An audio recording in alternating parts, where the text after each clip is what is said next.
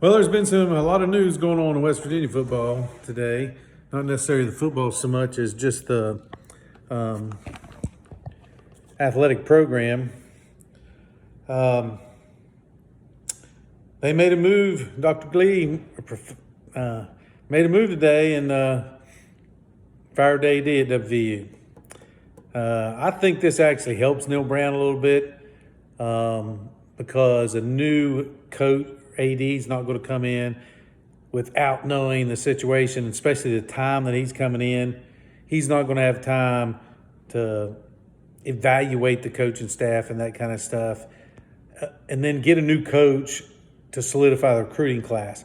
I think it's almost going to be that Neil Brown's going to have one more year, but next year will be it. If he doesn't produce, then he'll be looking for a new job. And as long as he keeps his recruiting class together and a bunch of kids don't go in the portal, I mean, you're going to have some. You're going to have some go in the portal. But as long as he doesn't lose the core of his team, he's going to be the head coach next year. I'm pretty sure of it. But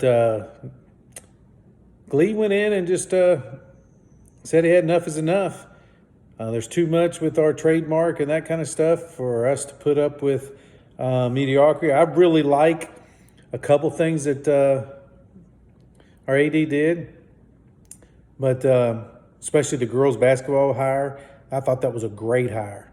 Huggins is going to come around. I think his season is going to be great this year. I think it's going to be a ton better than it was last year. I think this year's team is really his kind of basketball team. But Neil Brown has one more year after this year, I'm pretty sure. Like I said, I don't think that a new AD after 4 weeks, that'll be the end of football season. It'll be right in the middle of trying to finalize his recruiting class that he's gotten coming in pretty good.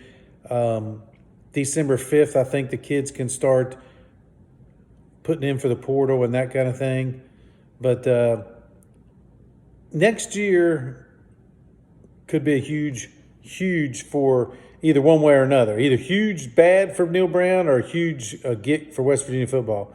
One thing that concerns me, though, after watching the game, I know Garrett Green came in and did a great job. He's that person that adds that spark to the team.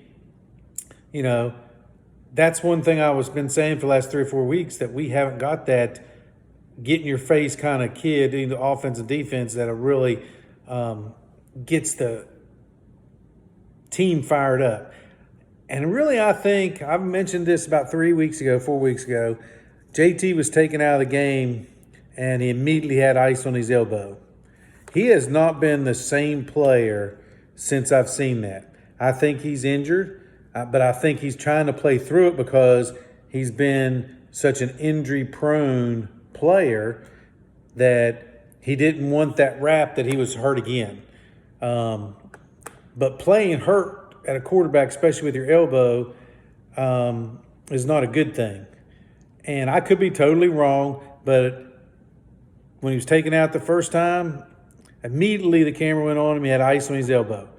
Then the next week, he had a sleeve, this white sleeve that he's never wore before on his arm.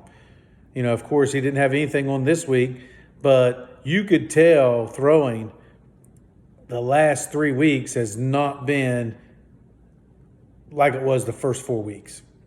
I mean, JT Daniels, I would never think of ever replacing him, but being injured, I can see us replacing him, or being hurt. I don't know if he's injured. I just think maybe playing the wear and tear, and he's never went through an entire season throwing the football for 3 years, 2 or 3 years.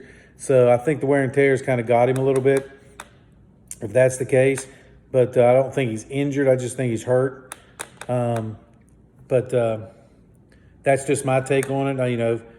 Being an ex-player and baseball player and all that kind of stuff, and coach, I've seen a lot of this kind of stuff. And it's hard to play through it when you're throwing a bunch, when that elbow's hurt. But I'm really excited to see what they've got in store for West Virginia football. I wasn't really disappointed with their AD. I know his contract that he gave Neil Brown was a little bit outrageous, but he thought he had a guy that was going to be the next Don Nealon of the West Virginia football, and he still may be that.